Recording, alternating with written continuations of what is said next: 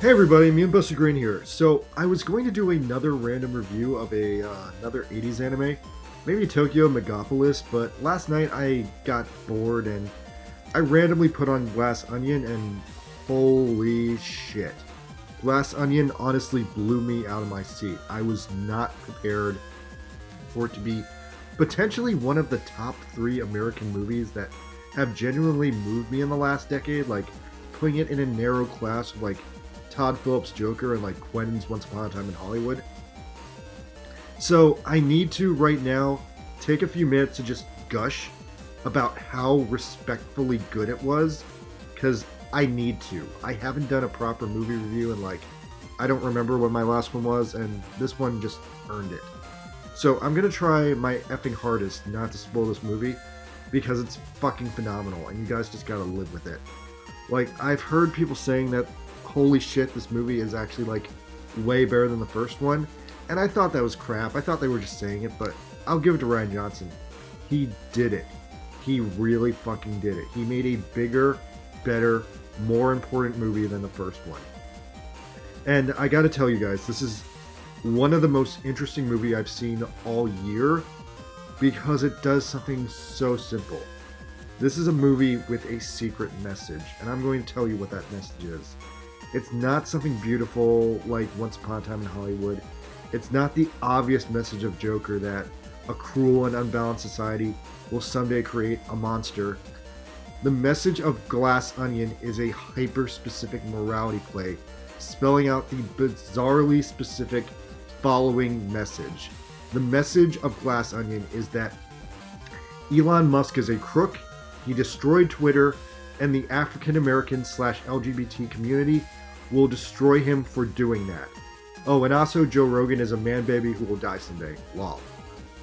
Now, I will explain all of this, but that is the literal and grand message of this movie. Rian Johnson is essentially trying to communicate through the structure of the Knives Out series and through this dramatic old school mystery, this huge, scathing takedown roast of Elon Musk. Now, Rian Johnson, bit of a sketchy character, a lot of people don't like him, but he started off strong with the pretty enjoyable sci-fi film Looper. I liked Looper, I saw nothing wrong with it. It was probably the final decent career performance out of Bruce Willis. And then after that, he directed several of the absolute best episodes of Breaking Bad, giving him incredible amounts of prowess and clout in Hollywood. And look, I know are going to shit on this man for the next 300 years for directing Star Wars The Last Jedi, but you're targeting the wrong man. The man who ruined Star Wars was J.J. Abrams. He fucked it up first, and then he passed a hot turd to Johnson, who just had to polish it. Like, he didn't know what to do with it, so don't single out The Last Jedi as being the worst one, because all the new Star Wars movies are horrible, and each one is horrible, more horrible than the one before it. So, you just can't give J.J. Abrams a pass on this, because he's the real criminal here. And you guys also just need to accept reality that nowadays Star Wars is owned by Disney, who's just a soulless rat-faced corporation trying to sell toys and like milk your nostalgia for all it's worth. And look, if you really hate Rian Johnson, then you can't enjoy Breaking Bad, because everyone loved him when he did Breaking Bad. Look, my point is, don't get your wires crossed because you're just listening to too much propaganda out there. Now that being said, the first Knives Out movie fully repaired his reputation with me, and this one, my effing god, I'm trying so hard not to spoil it, but this movie is exceptional and better than the first one because it's this bizarre, hyper-targeted message about Joe Rogan and Elon Musk, and it tries to explain it with this like old school morality play. And I guess I have to break it down now because I don't want to be like sitting here like just pumping it up all day. In this movie, Edward Norton is playing Elon Musk. He has some corny fake comic book name like Aldrian Killaditch or something, but I've already forgotten what it was. Look, the point is he's playing fucking Elon Musk. He's got Elon Musk's haircut, he's got his outfit, he's got his mannerisms. They pretty much remake the promotional thing that Musk did for Tesla in the movie because he's fucking playing Elon Musk. Now, I've seen some articles saying, oh, no way is this guy Elon Musk, he's just asserting a rich man's personality, and it's a coincidence that you're seeing a rich man act like another rich man. That is a wild misappropriation of the truth. That is pure cap, you guys. This is too specific of a portrait of Elon Musk that it cannot be an accident. Like, someone had to spin this and someone had to control this. Rian Johnson is just low-key worried that the former richest man on the earth will try to sue him. Like, the Elon Musk coincidences are too numerous to discount, and even if they were a coincidence, then the other problem in the room is that Batista is playing Musk's IRL best friend Joe Rogan. Have you ever seen Flash Gets' brilliant parody cartoon Musk and Joey? This movie is pretty much a feature-length version of that, where they both get destroyed at the end. And yeah, this movie is just a takedown of Elon Musk. And they also don't give Joe Rogan any sympathy either. Like, they hilariously portray him as like a mama's boy gamer insecure YouTuber who, I gotta remind you guys, in 2020, Joe Rogan was the world's strongest YouTuber before he ditched the platform to like chase money. The movie also doesn't even get into transgender issues at all, but it's a bizarre match made in hell. The world's former richest man who hates his transgender daughter, and the world's former strongest YouTuber who is just highly skeptical of transgender people in general, just happen to be best friends. And I won't even praise the movie either. Look, this movie does have some glaring weak points. While it overly develops the Musk and the Rogan characters, it completely underdevelops the rest of the supporting cast. For example, Kathryn Hahn. She is criminally wasted here as a random United States woman senator.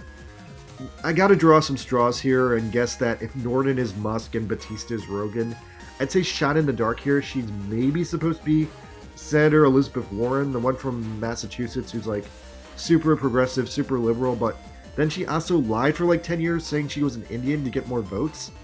I don't know, that's a guess. She could also be Tulsi Gabbard, who like betrayed the Democrat Party to like be Republican and was like super tight with Musk and Rogan.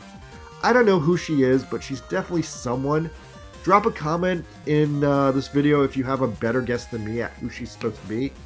But anyway, my point is her role in this movie completely sucks. She's just this weird, stressed out, paranoid, like Washington lady, and like her character's entire thing is just like a living like message that her character is trying to express. Can you really trust Democrats who are so deep in bed with Musk and Rogan when Musk and Rogan are like literally like trying to do like a different agenda than them?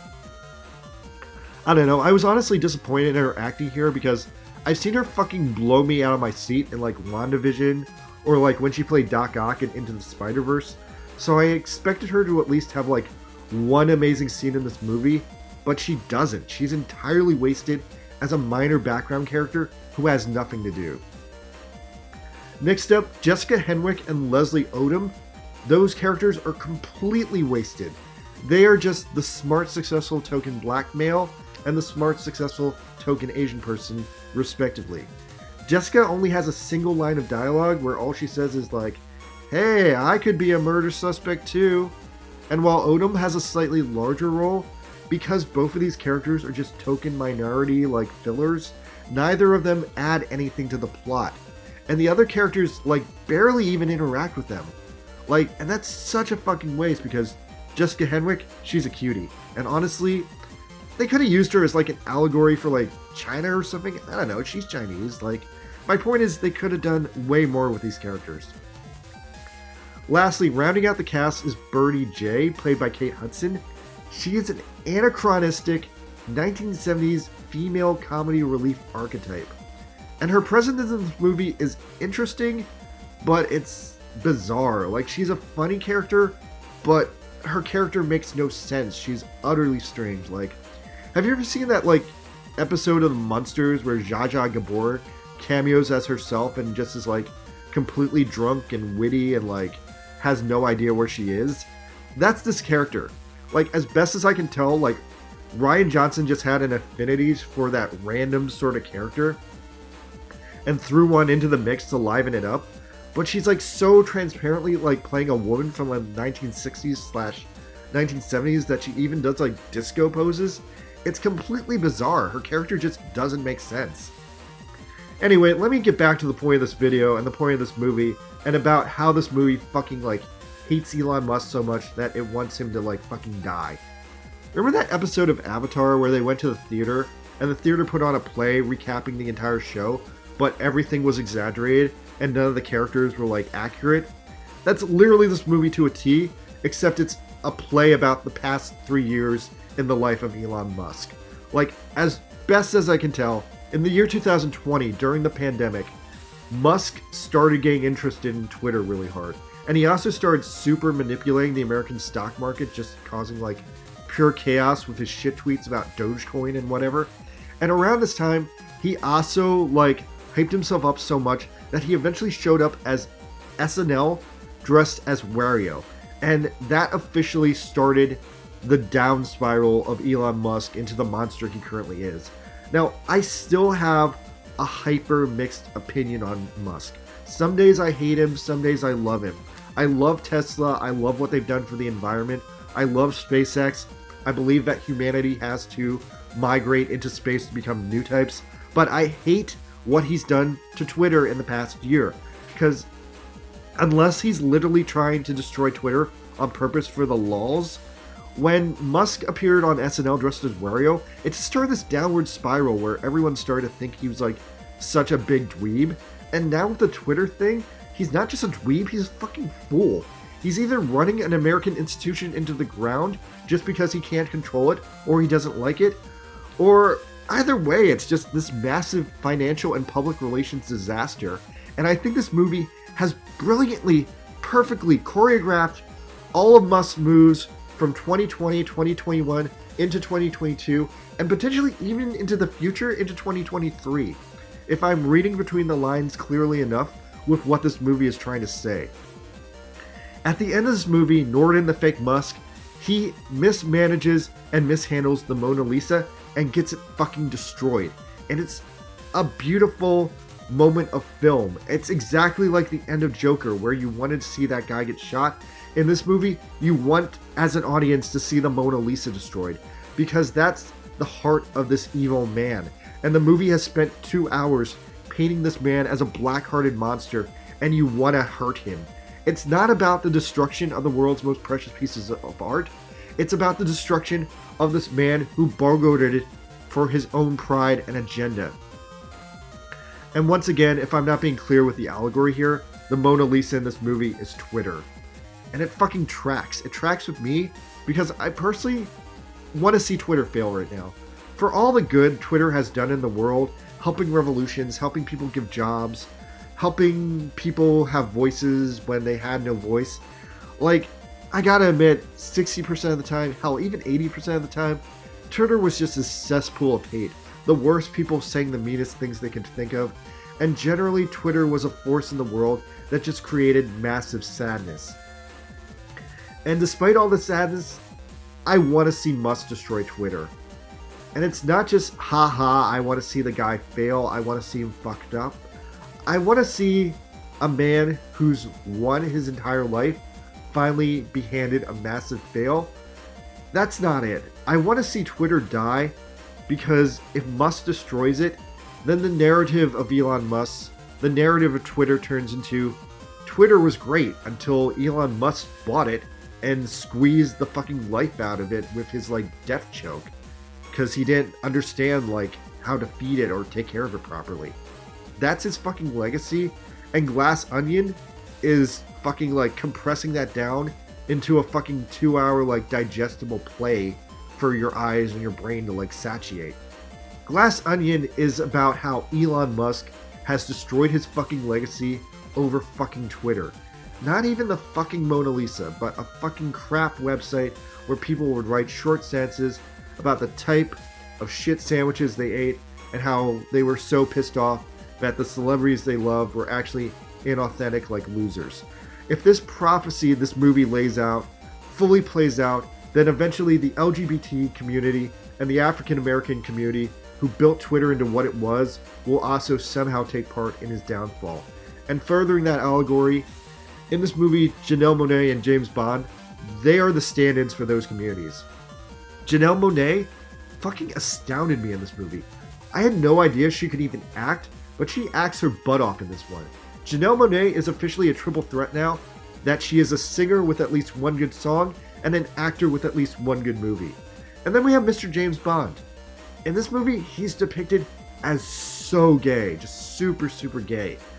I don't think he was depicted as gay in the last film, or if he was, he wasn't this gay, because in this movie, he is cartoonishly gay. And again, I think it's just to drive home this allegory that Twitter was built into what it was on the backs of the gay and the black community. And I think if this movie is really a prophecy, if this movie is trying to say something, it's trying to say that minority groups will destroy Twitter and take Musk with it. Or maybe it's even a rallying cry to like get these people to like join together and crash the system and crash the man in charge of it. Because if Elon Musk really finally does destroy Twitter, I think the government is going to make a move against him. I think it's going to be too much of a public circus that the world's richest man destroyed a major global institution of information for his own hubris. And I think that's what the movie is trying to say, and it's trying to explain how they think it's going to go down. Anyway, let me know what you guys think in the comments, because I'm honestly fully invested in Rian Johnson now. If he can make one more movie as good as this one, I just don't want him to ever make a Star Wars movie again. That's all. Like, keep making Knives Out, stay away from Star Wars. Do that, you're cool with me, Rian Johnson. By the way, the movie ends with this weird Beatles song called Glass Onion. That's the same name as the movie. What a weird coincidence. Now, I've never heard this one before, but it's so catchy. The Beatles really need to make more songs about contemporary movies. Also, I'm so sad that at the end of the movie, the Glass Onion blows up, because, wow, that was a beautiful building. Netflix definitely spent $1 million on that building. I totally would have like gone to that building if like they have blown it up. All right, anyway, that's my review of this movie. I loved it. You guys should watch it. Also, yeah, Elon Musk has like turned himself into a clown, so that's funny too. All right, later guys. Good night.